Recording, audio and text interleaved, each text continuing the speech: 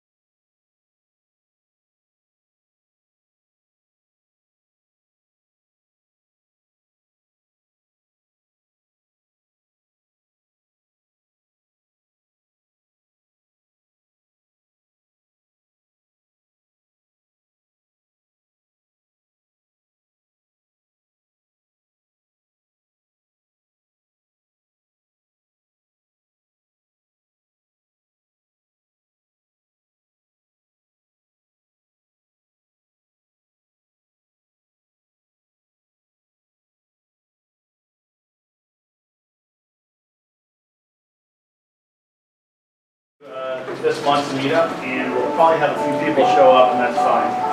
Sorry. I'm here. Your introduction.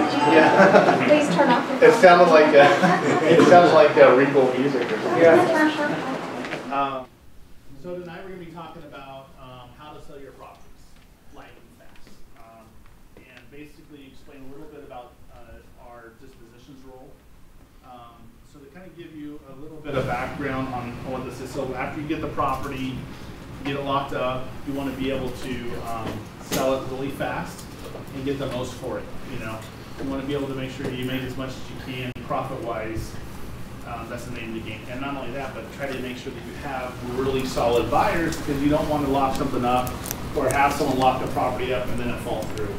So we do have fans, hopefully it'll kind of cool down in here and stuff like that. What we're going to do, kind of explain a little bit, is I'm going to kind of show a little video here in a minute, and then I'm going to give a little intro to Jason, who's going to be presenting tonight. We're going to be talking about our roles, because both Jason and me both have been in this role of selling our properties. So it's all about, building a buyer's list, how to communicate with that buyer's list, and how to sell the properties quick. So in the back, we have our video ninja, Chris, and we also have our social media ninja, Aaron. And so they got Facebook going live right now for some of the students that aren't here. And Chris was actually cool enough to ride along with me one day and kind of see what a day in the life is in the disposition role. To see what it's like to kind of answer phones, to try to negotiate deals, and try to sell your properties fast. So we'll start off with a little video. It's about 6 minutes, and hopefully the volume works really good and we won't have any issues. So let's try this.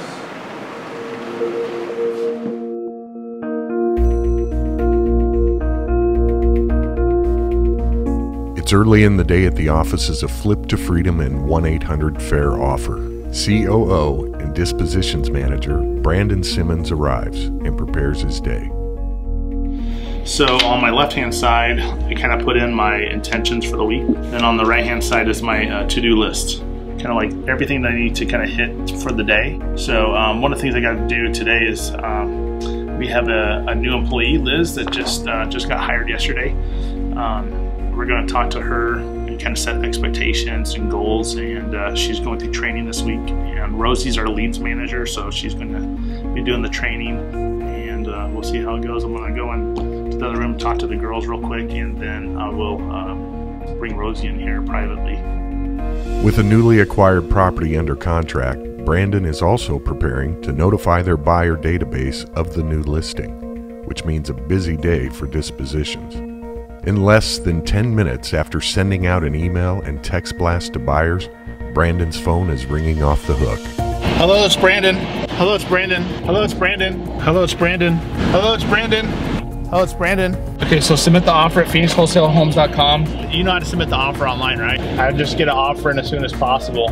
My phone is blowing up on this house. A house under 60,000, 3-bed, 2-bath in Phoenix. It's like unheard of. With calls coming in at a rapid pace, Brandon can barely keep up with the demand, and all the calls have the same question: is the property still available? Okay, and you're okay, cash, hard money? Yes, that's all I do. I don't do anything else. I only do cash, hard money. With multiple offers coming in and all buyers wanting a piece of the action, the price begins to climb. Whenever we send out a text message, it kind of creates a feeding frenzy like what we're doing right now. We're trying to return as many calls as possible so I can get that price bid up. By the time we're said and done, we're probably going to be around 20,000, 25,000 spread on this deal. I'm telling everyone, dude, you got to get this offer in. You got to get the earnest money over.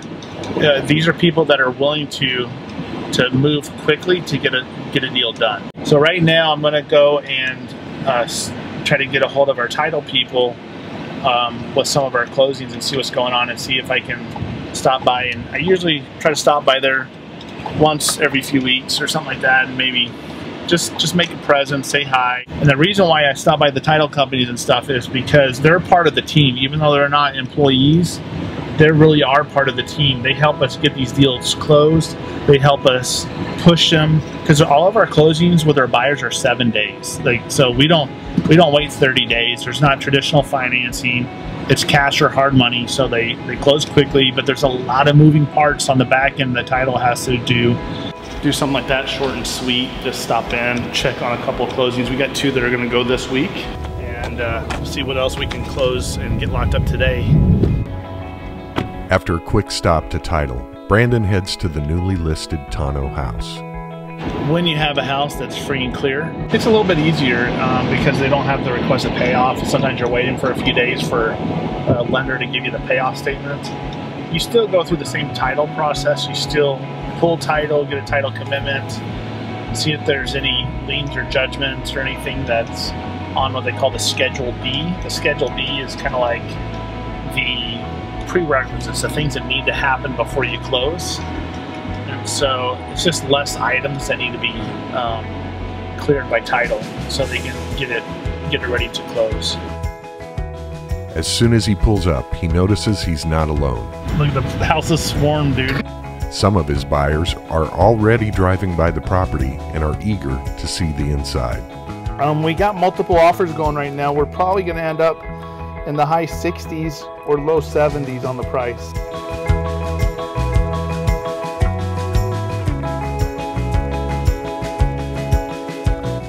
couple buyers get lucky during Brandon's visit and see the whole property. But will their offer be enough to outbid the others? Yeah, we're letting some buyers walk through the property right now. We're having a lot of people drive by, and I'm just answering calls as quickly as they come in right now. So they've added on stuff, as you can see. But this house, Kim, what do you think this house would rent for? At least 1,000. Yeah. At least. Yeah. The people have already sent over multiple offers over the really? asking. Yeah. What do you think you can be at? I don't know, like 65? Okay. Let me just, because Do your thing. Yeah. I want to look in the back. Yeah, go ahead. All right, so I don't really want to be in the bidding war, like, Gotcha. but I have to. So this little $59,000 house may turn into like a 70 plus 75. This makes me happy. Part of it is if you try to price it too high, it'll sit there, then you have to lower the price. It's much more fun to have the price start a little bit lower and create that feeding frenzy, especially in a market like this. Yeah, people may tap out early, but some people just want it so bad they buy it out of emotion a lot of times. It's not always just logic, it's out of emotion that I'm getting the call right now. After a day of fielding calls and watching the offers go up, Brandon and the team are able to wait for the highest offer to come in and increase their profit. The offers peaked around $75,000, and with the team getting the house under contract for $42,000, they are looking to make a profit of $33,000 in one deal.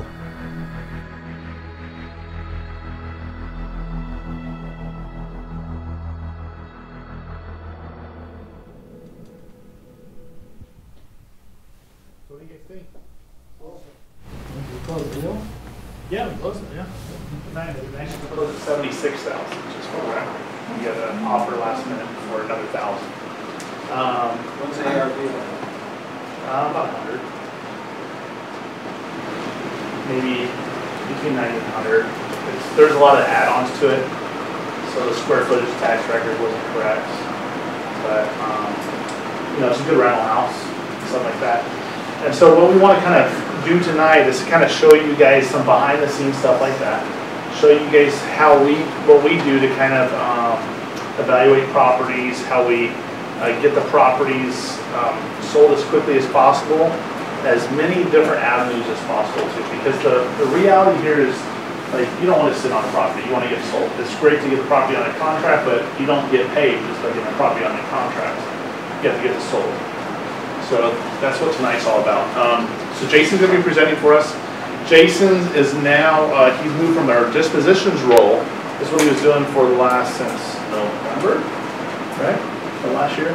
So now he's in a coaching role with the Flip2Freedom side as well. And so he's going to be talking a lot about how he does this. Just to give you a little background, he moved here from New Jersey, so he has a little bit of a different accent sometimes. Was a cop there. Came here, got into real estate investing, has rentals, has done flips, has done wholesaling, and went to one of our live events. Just felt like a really good connection with them. We wanted to get him. In fact, I remember, I don't know if you remember this, but me and Sean talked about Jason before he even got hired, and I invited Jason to come to the live event, and I got his fee waived so he can come. And because we wanted to recruit him, So you guys are going to be really pleased to hear from Jason tonight. Jason Lafonte, if you give him a quick round of applause, appreciate it. Thank you.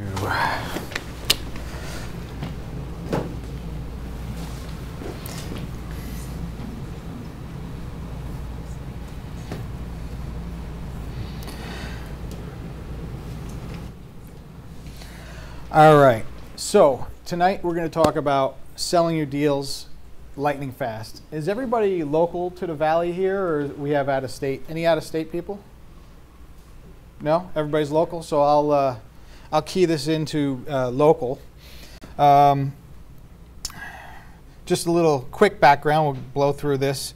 I have owned and managed my own wholesale company, like Brandon had said. And if you're just getting into this, know that in 15 hours a week to 20 hours a week, I was able to put together $60,000 in income over 6 months, wholesaling from start to finish. And then I came aboard over here. So if you think it can't be done or you have fear, just know that you can do it. You just have to have the mindset to go ahead and do it. And just as the dispositions manager this year, for 6 months before I moved over to the coaching side, I was able to sell $765,000 in company profit for Phoenix Wholesale Homes. So Brandon had moved over and now gone back to the dispositions role. In between that, it was me. So tonight we're going to talk about, we usually do acquisitions and the different tricks of how to get contracts. Tonight we're just going to take it right from, all right, you landed a deal. Now what, right? So the first thing we do, okay, is we have our title company partner. It is vitally important, just like was in that last video, that you have a partner that knows your business. And what I mean by your business is wholesaling. You want companies that could do double closes, assignments, wrap transactions, subject to. We can get into that a little bit more in depth, but you want a title company that can actually do what wholesalers do. Okay? So the first thing you do when you lock up your contract is you're going to turn around and you're going to send it off to title through email with all the seller's information, so they have that so they can order payoffs, so they can get the title report, and if they need anything else from the seller, they can reach out to them. Okay, if you don't have a title company, you're going to need to find a good one. There is, we talked about double close, the assignments, and that have a good track record of closing. So right now, in Sean's business, we go back and forth between two companies, and that's based on their turn times, and it's based on, their performance. So if one company starts lacking, we move over to the other company. Because, you got to remember, you're not going to be their only client. They got multiple clients. Maybe they have an influx of deals or transactions going on. So, that's why it's good to have an open communication and keep, the record of what's going on with them. Because if one's not performing right, we just move them right over to the other. How many times have we done that this year? One's swamped and we overload the other one and get them. We have to keep a couple going. Yep.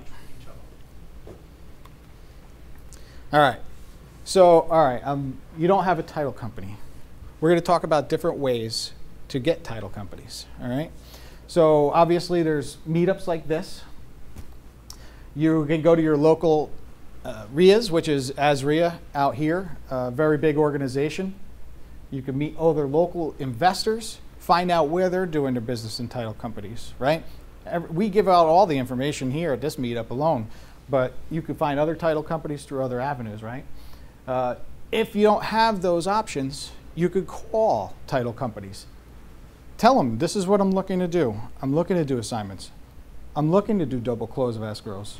I'm looking to take down on subject to using the owner's financing. Ask them if they'll do that. And if not, hang up the phone, call another title company. I think in the Phoenix market, though, you won't have to do that. As opposed to different parts of the country. This is a very investor-driven market, so you could find that information pretty quick, specifically by these first two areas. Okay. All right. So you got your deal. It's time to sell the deal. What we do after we get a deal in. So if Raphael or Brandon was doing acquisitions for a while, we get the contract in. What my job in the dispositions position is to look at the comps. Even though they've already done the work for me, it's on the Podio, I still have to relook at it, because if we go out to market, like Brandon just explained in that video, way over what we need to be, that thing's going to sit around. So we want these deals to move fast. So what I do, and just like Sean teaches, you look at the comps to assess the ARV. We go 10% over the square footage, 10% under the square footage.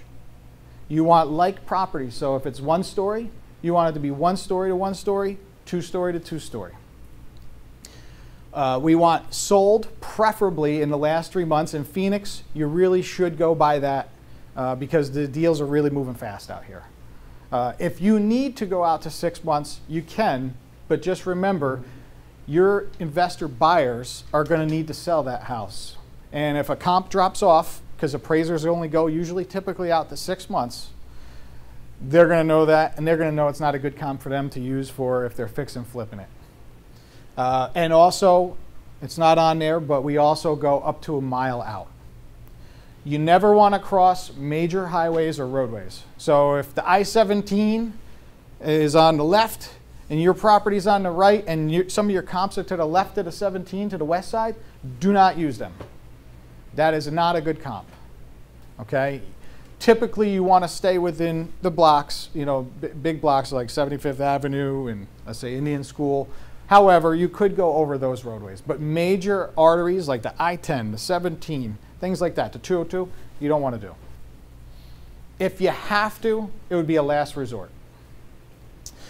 So what I like to do, and what's really important is when the deal's locked and I evaluate it, I'm thinking like an investor. So your buyers are all investors. So they're already thinking of, all right, how much spread is on this deal for me to fix this up? What's the repairs like?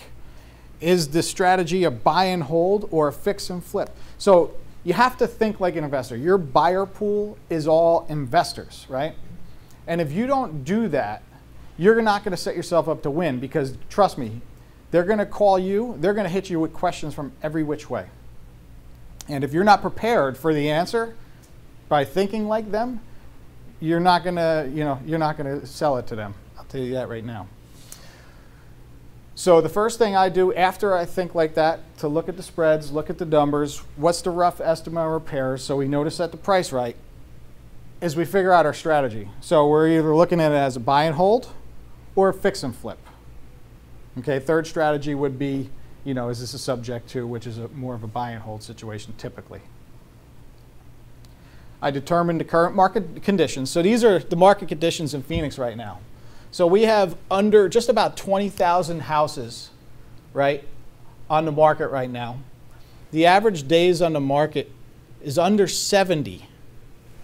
And our absorption rate, which means how many, what kind of market it is under 2.7 months. So typically, a seller's market is going to be anything 6 months and under. A buyer's market is 6 months and over of inventory. Now, I obviously have a license, so I can pull this information real quick, but it's always good if you have a realtor friend, you can make relationship with someone, maybe you can give them listings or referrals on your deals. This information takes 30 seconds, if that, to pull up. To just get your market conditions just like that, I mean, if you can have it, you can get your license if you really want to, but just make a friend. It's so easy to get this information. So we know that we are in a severe seller's market. So we know, first of all, our sellers are pushing the price up on us when we go on appointments. We know that our investor partners, right, the people buying the houses, are going to press for the top dollar because they know the market conditions too.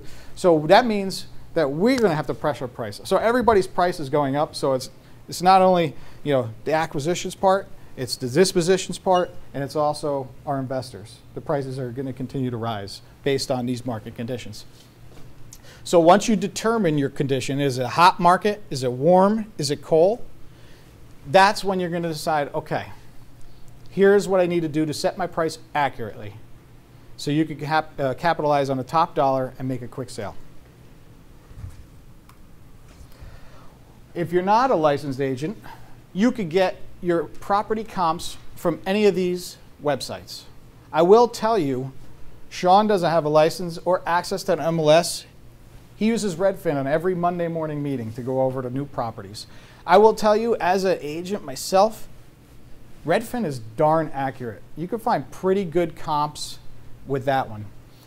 And I would tell you you want to go to a few different sources just to double check. So if you're not an agent, you could go to Zillow from Redfin, go to iComps, okay? And if you have access to an agent or a friend, or you have access, or you're a licensee, you can use MLS. But I will tell you, you want to double and triple check your comps.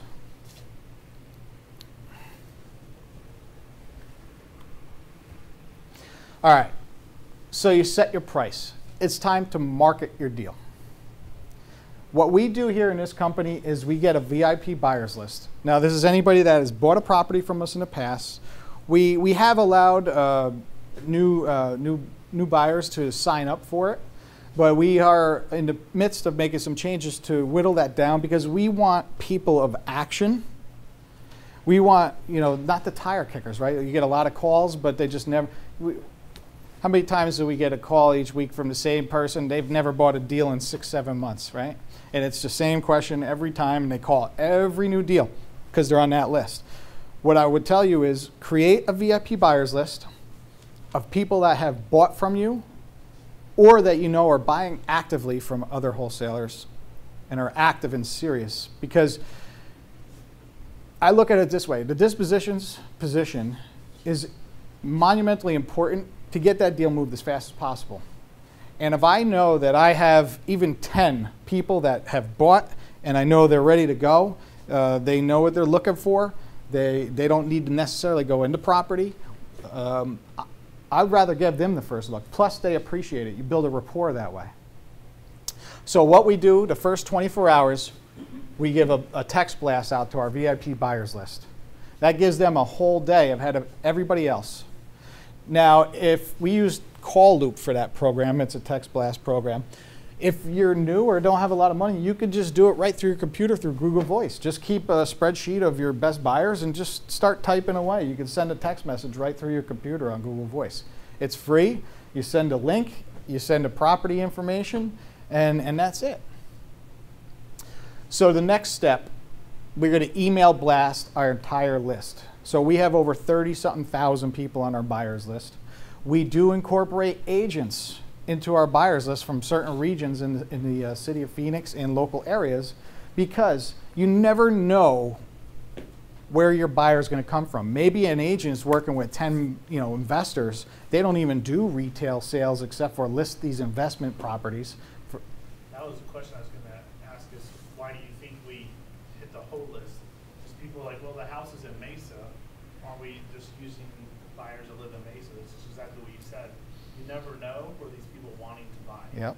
Yep. So, incorporating agents, becoming friends with agents, or there's eCampaigner Pro, there's different programs where you can get their information and pull them into your buyer's list. What was it, eCampaigner that you used the last time? You should write that down. So you could pull their information, their emails. Buyer's list tonight. Yep. We don't typically do this one unless we need to, but Craigslist is a free resource. You will get calls from, homeowner, occupant looking type buyers, things like that. So you got to weed yourself through. But it is an access point. If you have a deal, you get called from the investor. Even if that deal's not right for them, collect their information, name, number, email address. You just added a free buyer to your email list. Do you have different lists for, like, you all have a list for buying pool investors and a list for... Nope. We hit the entire list. And the reason behind it, just like Brandon said, is that you never know where your buyer is going to come. Maybe you have one person that's a fix and flipper, but they have, they met some people and they know people that want buy and hold, and they just send a deal off to them. Maybe, so you never know where it's going to come from. So I say you don't want to discriminate your list. You just want to send it all out to everybody. Another program we use is vFlyer. This program will syndicate, so it creates a nice professional looking flyer, and it syndicates that out to many, many different websites: Trulia, eBay, Zillow, Yahoo Homes, Lovely, HotPads, even more than that. That is another way that you can market your deal. And on top of it, that vFlyer, it's a fairly reasonable price. I think it's like $12 to $20 a month for up to, I think it's like 20 or 100. It's changed a couple times, but so even if you get you know, you get that out there and you print up dozens of flyers and you can go to different locations. I'm going to show you how to do that.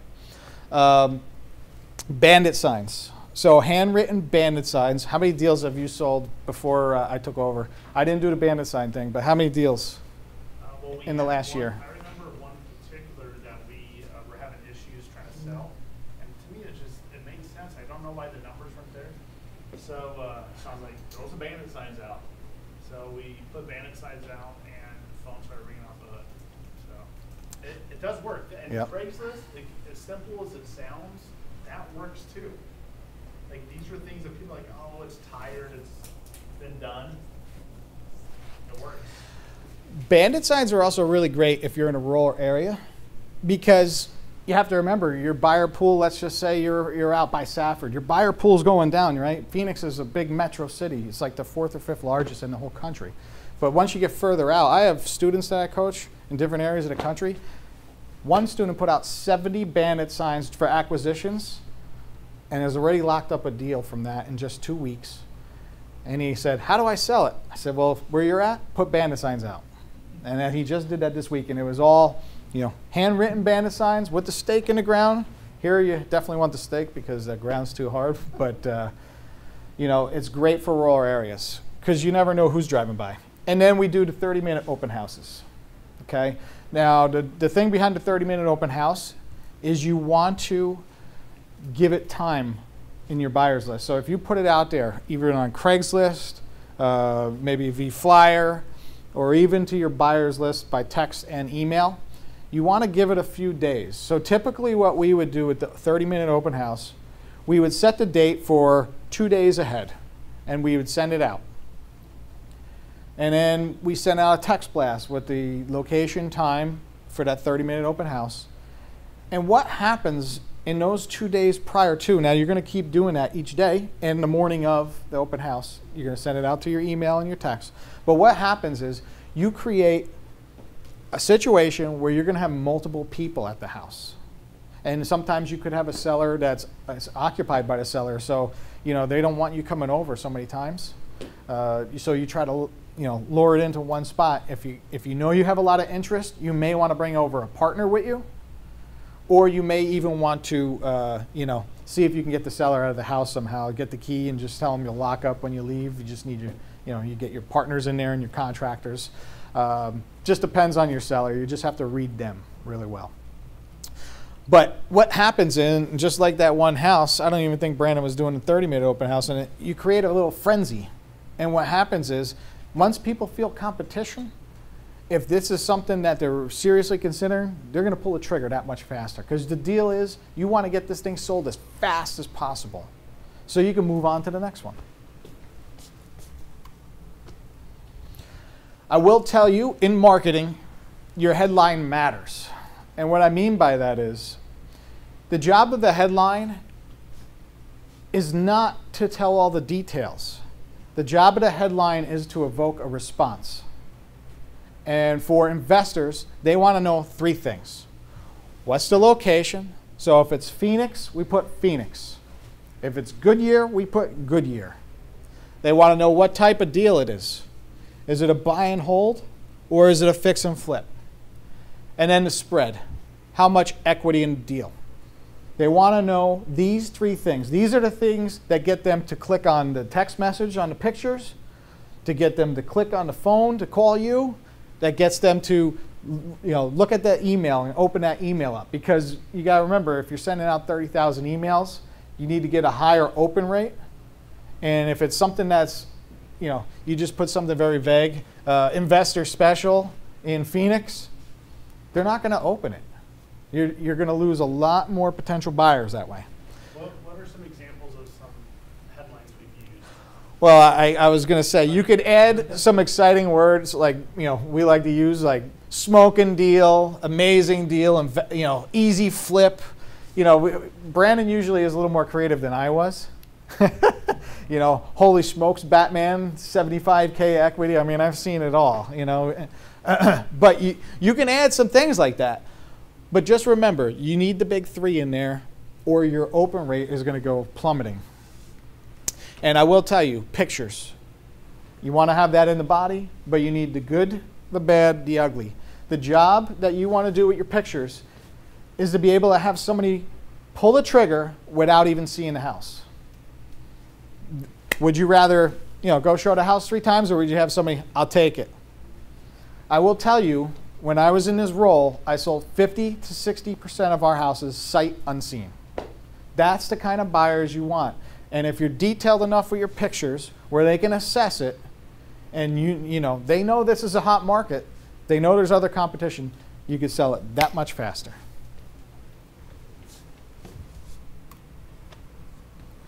So our text blasts, I told you we use Call Loop. And if you have sold a few deals and have some great buyer leads, they'll always appreciate a first look. It's not only just, you don't want to think about it as a one-time deal. You want the same buyers to come back and back and back. And if they think that they're appreciated and you show that to them, they're going to come back. I will tell you, when I was in dispositions, I had 2 buyers. One bought just 7 properties and the other bought 10. And I always gave them the first look, actually sometimes before even our text blast, because I know they were people of action. So I look at it this way, hit the easy button. And trust me, they appreciate that too, because if you got someone that's bought 10 or 7 or 5 or 3 houses from you in a year, they're ready to go. So we use the paid service Call Loop, and this is what it looks like. Typically we do VIP alert. You don't get as much space like on an email. Easy flip with 65K equity. How many beds, how many bath, square feet, and then our price with some pictures and the number to call. And then you just send it out and boom, 1,000 people get that instantly, and your phone gets destroyed like on the video. So our email blast. You want to build a massive email list. There's different ways to do that. You could do it by marketing, okay? So that costs you money. You could pull a list. If you lock down a house, you can go to ListSource, pull a list up to 2 to 5 miles of everybody that's bought cash in the last 6 months. Send them a letter.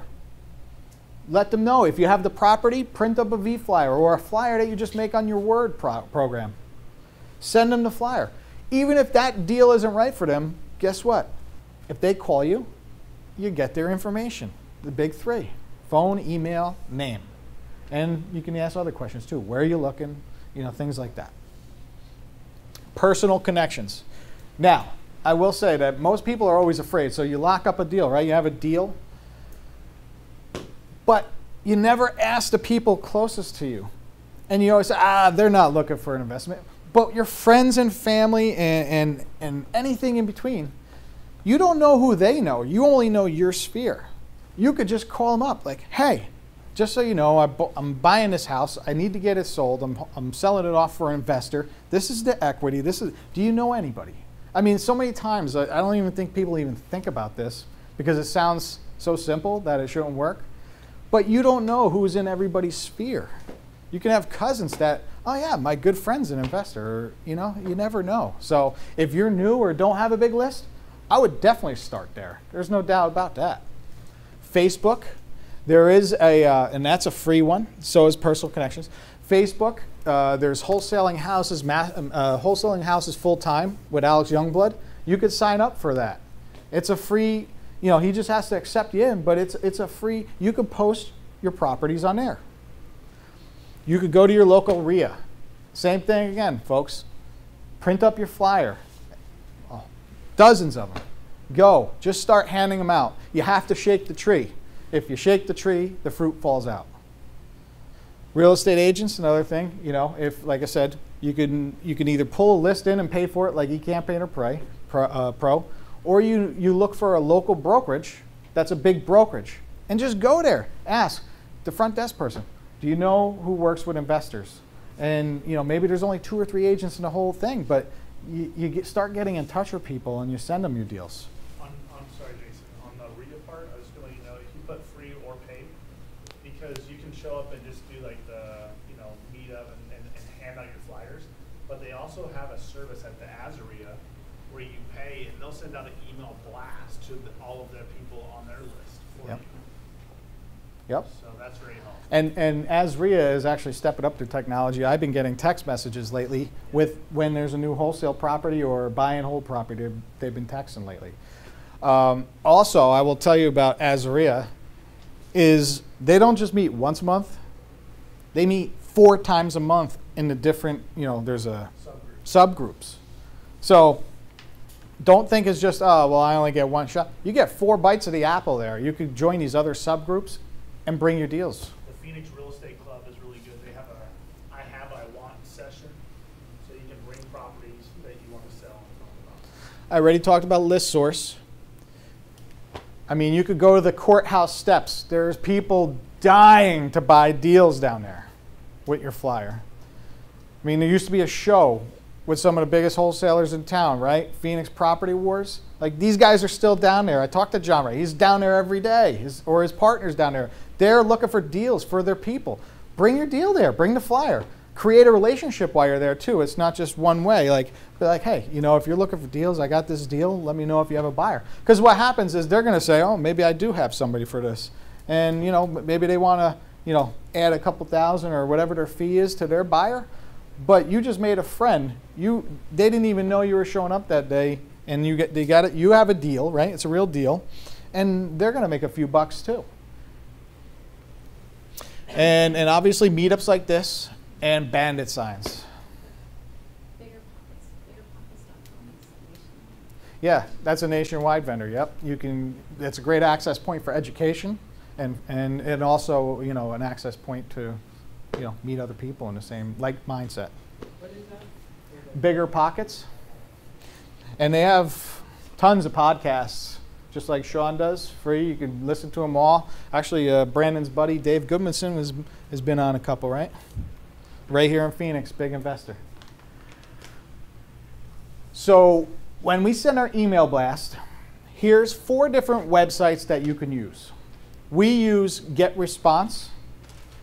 These are all paid. However, Vertical Response, I know for fact, will give you the first 300 emails for free. Meaning, like, you can email 300 people at a time, every day, once a day, and it's for free. So if you're newer, you don't have a big list, save the money now. As you build your list, then you can start spending money on you need 2,000 emails a day, or you need, X, Y, Z. So these are the 4 big ones that typically we found. We used Constant Contact for a while, GetResponse, and I think MailChimp a long time ago, right? Before I was even on board. But these are the big 4. I will tell you, Vertical Response, 300 emails free a day. So, and this is a copy of the way our emails. Some of you may already be on our list, but fix and flip, 125K equity. We purchase price. We put that in red so they know where it is. The address, blue. A small description from our acquisitions reps, right? And then they can still click on the pictures. And realtors, add whatever fee. Because sometimes realtors, they really don't understand this side of real estate. They've been trained one way, which is retail. So a lot of times they have to be coached a little bit. And you just say, hey, this is my fee. This is our price, but you can add your fee on top. And they can make it whatever they want.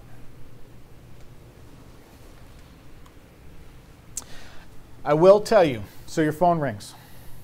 Your words do matter. You have to act like you've done it before. And it's exciting, right? First deal, 10th deal, doesn't matter. You get excited. You want to get the deal sold. You can smell the paycheck, but it's not time to get jumpy yet. If you do, it will cost you possibly thousands. You have to remember, back to the investor. You're dealing with investors, right? You have to think like one. You got to be prepared. They're going to pry. They're going to try to negotiate right out of the gates. Well, what'd you get it for? What are you locked into it for? Or I'll give you this. No. Just remember, you represent yourself. You don't represent them. So if you're thinking and you're representing yourself, right? Do you want to get the most value for the time and effort you put in there? Or do you just want to give away the keys to your house? That's the way you have to look at it. Like, no, I want to get the best for me. I know I'm priced right, but you have to think like that. If you don't, you will wind up giving away thousands and thousands and thousands, tens of thousands of dollars worth of deals. Creating urgency is a must. So obviously you saw how Brandon's phone rang in that video. But I will tell you, every time my phone rang, any new deal, any hot deal, pretty much every deal our phone rings, I let them know that. And what do I mean by that? My words. Oh, wow, you want to see that house? You know, I'm not going to be able to get you until next week or later in the week. However, I don't know if it's going to last. It's true in this market, right? Just have to be honest. So what does that put the investor on? Puts them on the defensive, like, if I can't get into the house, it's Tuesday. If I can't get into a Friday, if the numbers work, the numbers work, right? They're big boys and girls. They're investors. They need to know their numbers. It's not your job to teach them numbers. It's your job to set the price right.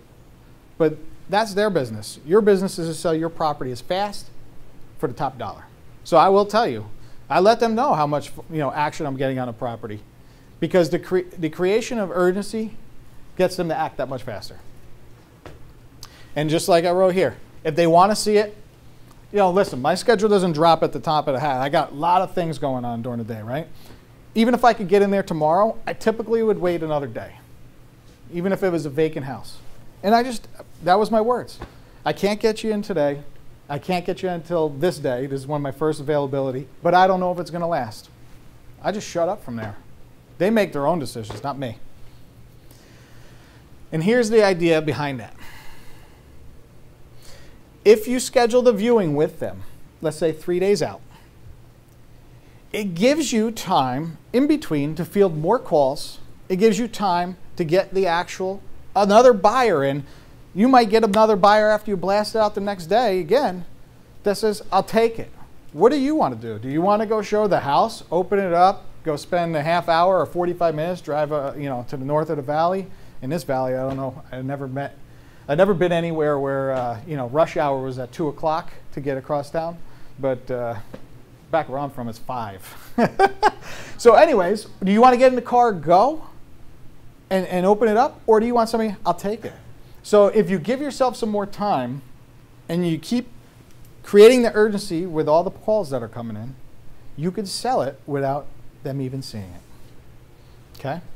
And on top of that, the good part is if you are going to open it up, it gives you more time.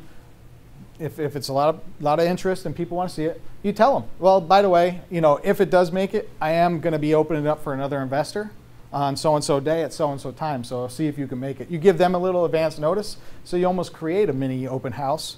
And also you create urgency when there's multiple buyers there at the same time again. So it's all about that urgency, like, oh, he's going to open it up for somebody else. I've told people, like, oh yeah, I have an appointment to get the property open on so-and-so day at this time if you want to come over. Next thing you know, I hang up and they're like, yeah, I'll see you there. A couple hours later, I get the contract right to my email from that person because they didn't want to wait and they didn't want to risk losing it to the other investor. So it's about creating that urgency and also setting it up for a way for you to win, right?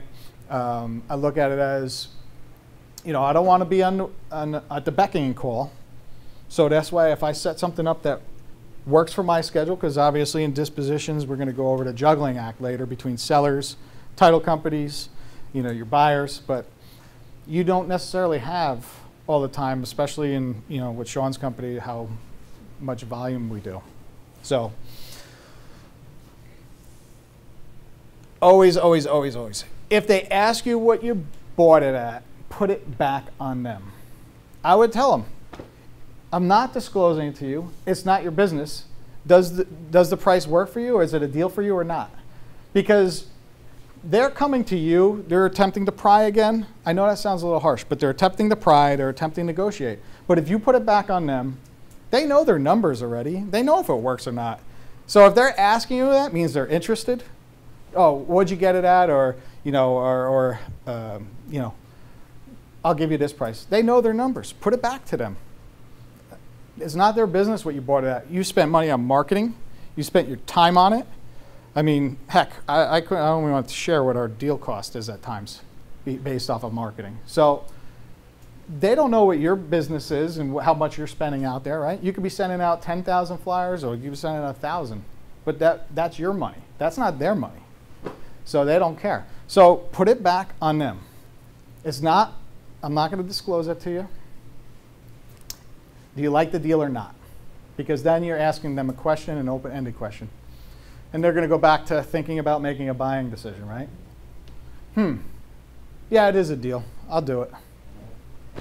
So you always have to put it back on them because they're always going to pry. All right. So you lock up your BC contractor assignment. You get everything signed by all parties. Cash or hard money only. No loans.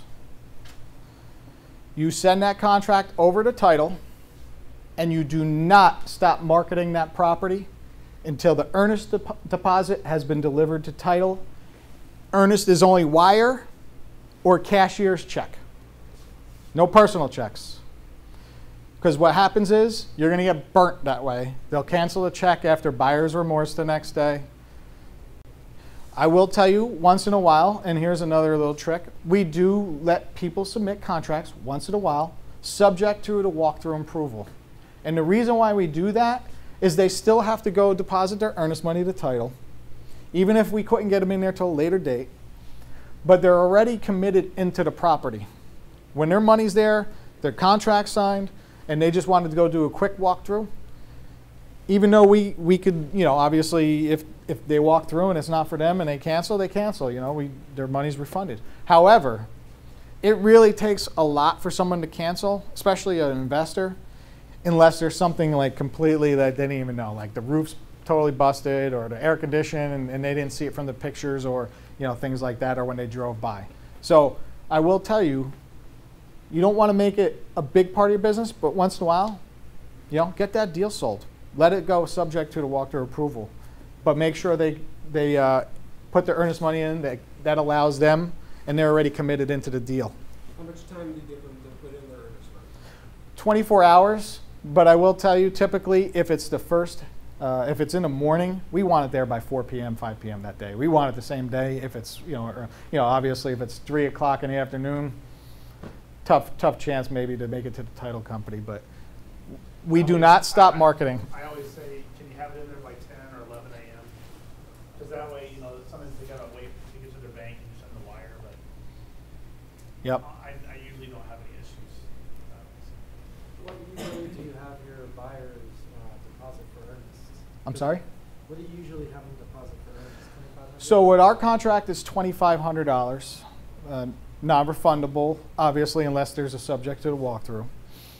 The second part of that is if you're wholesaling it, so another wholesaler calls you or you brought to the auction house and they sell it, we double our earnest deposit then. So we want $5,000 because we don't know the end buyer. We don't have a relationship with that end buyer, so we want to make sure that there's some skin in the game, and a little more skin in the game to say the least. Okay.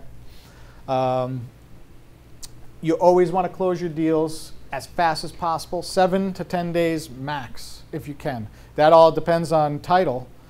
If there's any liens they have to satisfy, anything can pop up when it comes to, especially distressed real estate. We've had deals sold, and next thing you know, it's a probate, and then we're sitting 4 months later.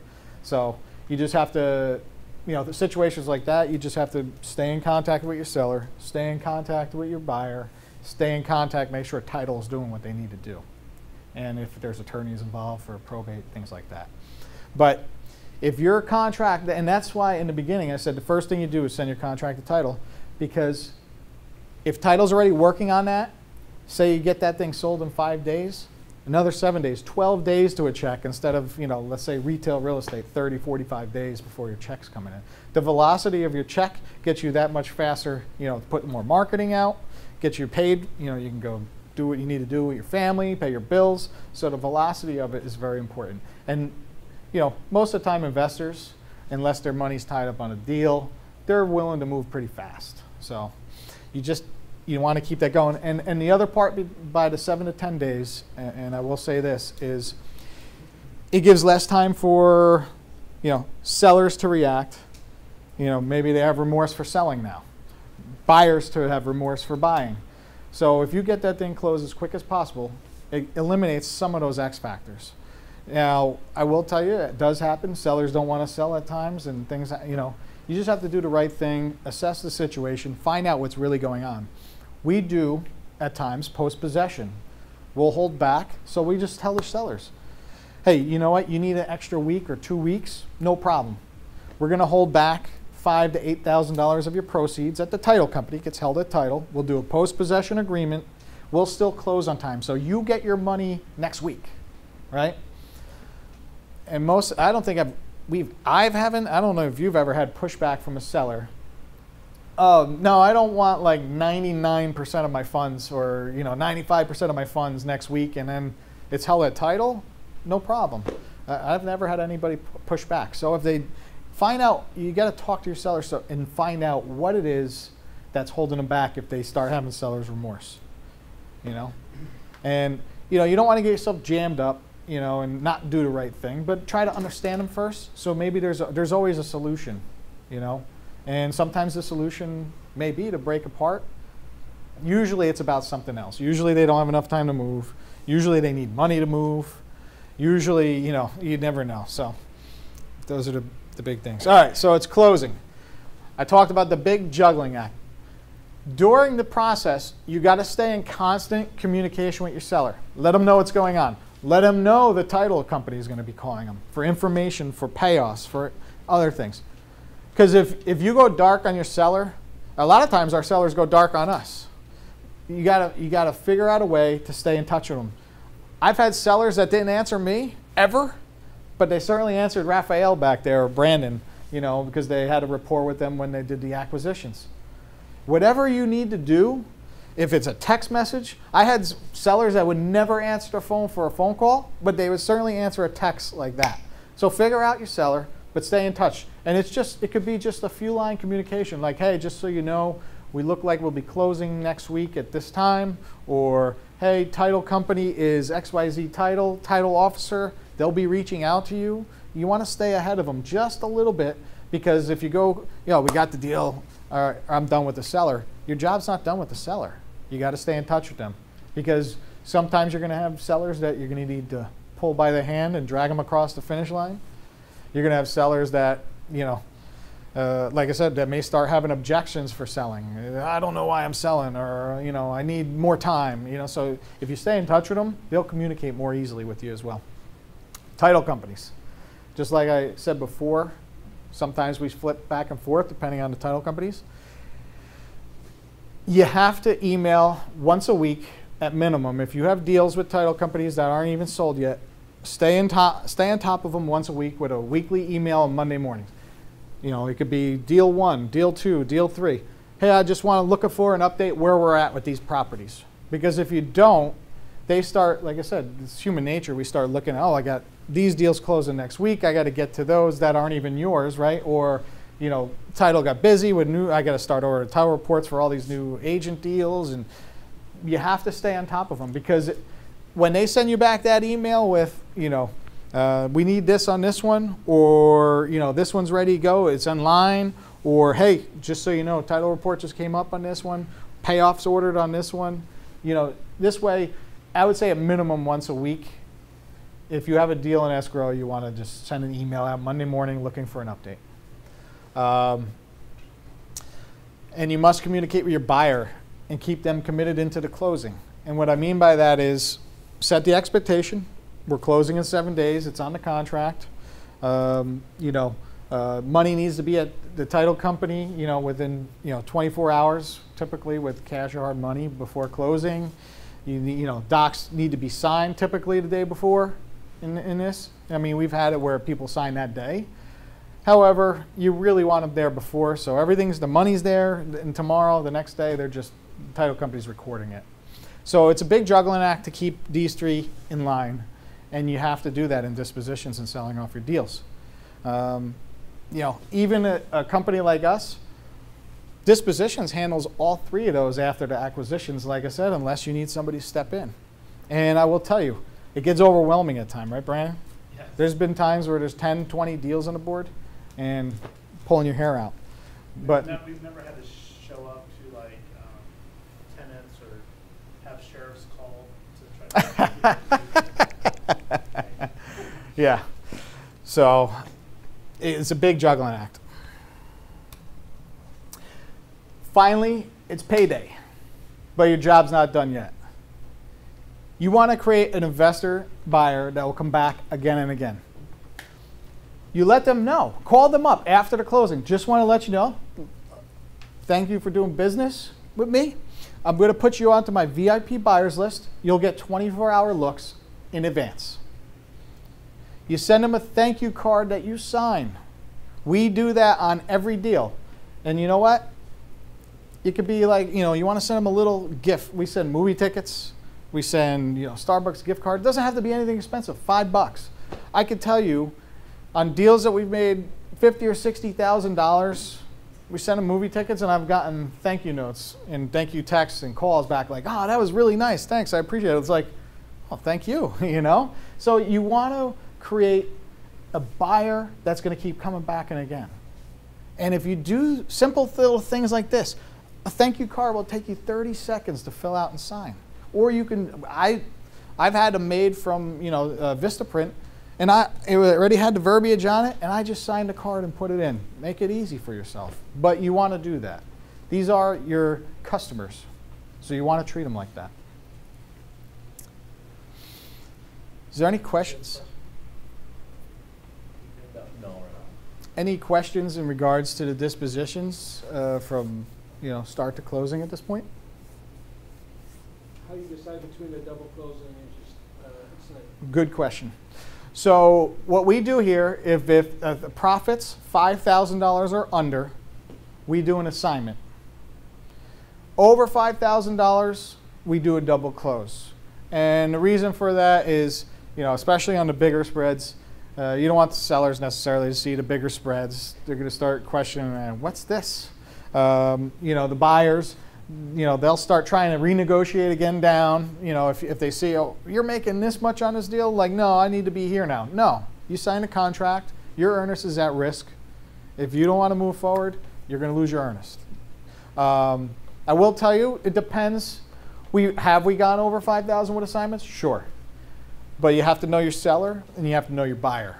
Meaning, like, your seller was just more of an option. You told them that you're just selling the deal off completely to an investor partner of yours, and you're going to make $8,000. Sure. Why pay the title fees if you have an investor? A seller that's on board like that. Same thing with your buyer.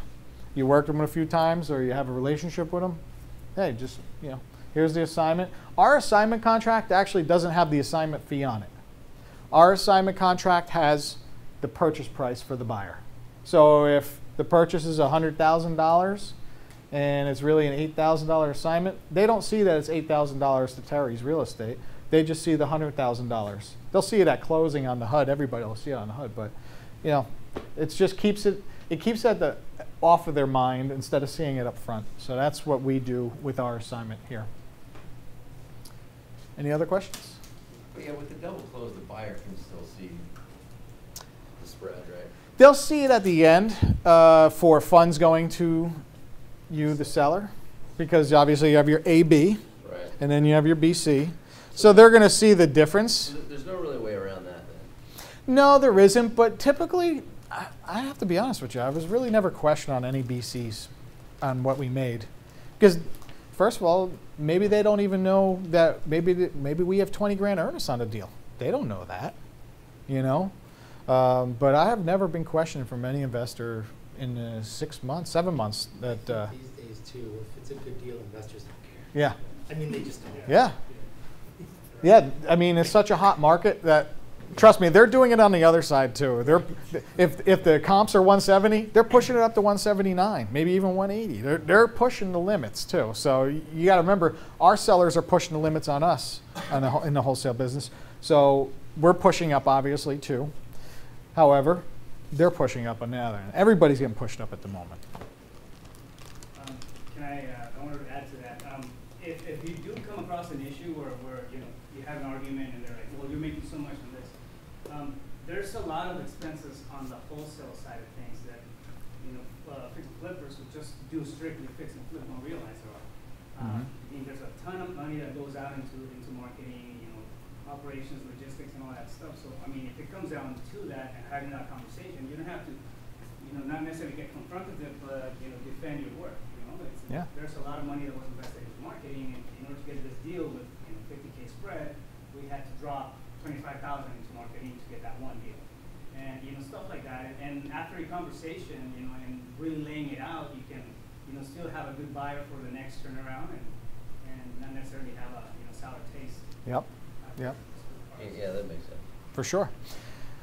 I want to make a quick announcement, and then I'm going to bring Raphael up. Sean has announced the Extreme Freedom event.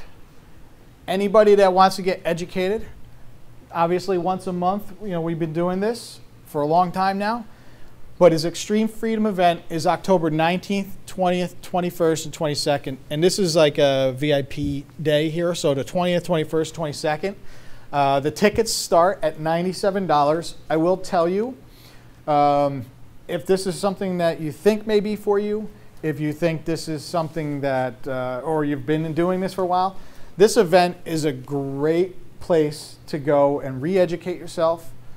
Sean goes from anything from deal structure, what we're doing today, to how to talk to sellers and buyers, the personality traits of how to mirror and match. I mean, it's 3 days of immersing yourself into wholesaling. And I'll tell you, you won't get a better education out there locally and for that kind of price. I'll just tell you that for 3 days. So if you're interested, you just go to extremefreedomlive.com and you can sign up. And like I said, the tickets start at $97. I just want to chime on something right there. We're having some really awesome speakers. Sean has lined up some really incredible people in the industry, but he's also lined up Jesse Isler. Does anyone know who that is? You guys ever heard about Living with the Seal? The book Living with the Seal? This guy owns the Atlantic Hawks basketball team. He's a white guy that had a rap song that went big in the 80s called Shake Like a White Girl. His wife is the inventor of Spanx, and she's a billionaire. He's coming to this event and speaking, and usually he charges like buku fees, but because he's friends with Sean and with Kent, he's coming to our event. So, and it's going to be, I mean, I already seen one of his talks. It's just amazing.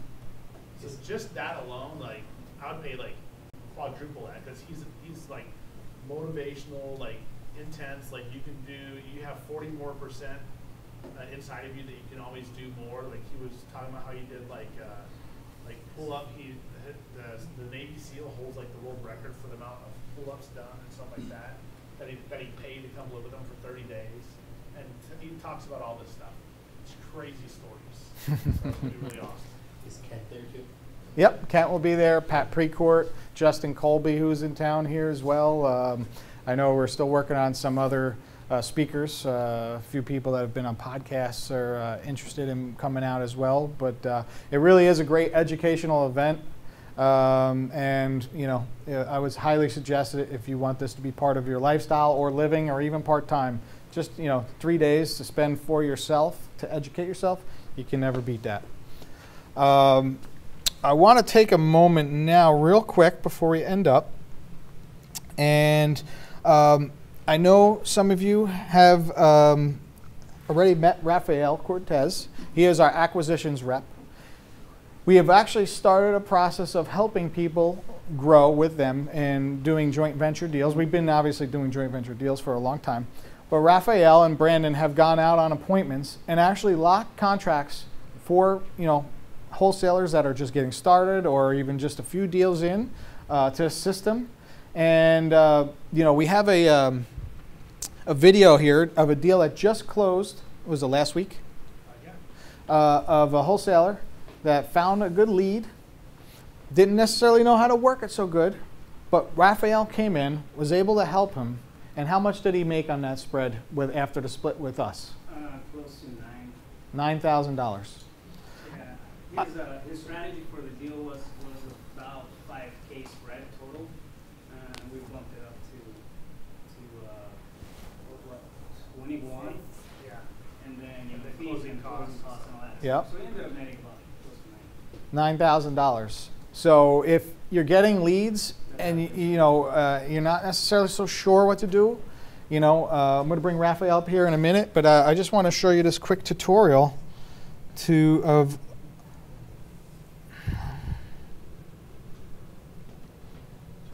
how happy he is. I'm just giving a testimonial for Sean Terry's group with Raphael, the head acquisitions person there. And we did a deal recently. We joint ventured together. I did the marketing. I paid for the marketing. I'm already wholesaling. And so I just wanted to see, from what they're doing, what can I learn from them, since they've been in the business a lot longer than I have. And it looked like, it turned out pretty well. We did a 50-50 split. Again, I paid for the marketing. I followed up with the seller. And they joined me in this transaction to get the wholesale. So what I learned is that it's all mindset. If your mindset is you want to make $5,000 per transaction, that's all you're going to make. If your mindset is to make 10, 15, 20, 30,000 per transaction, it's going to happen. And so the assignment fee was a lot bigger, which I'm pretty happy with, and I would do joint ventures with them again. So I just letting the group know that it turned out well. It's a good experience. I'm just giving a testimonial for Sean Terry's group. At locking up massive spreads. And what he did with this gentleman here was he called him with the lead. Like I said, he paid for the lead. But Raphael, he called him.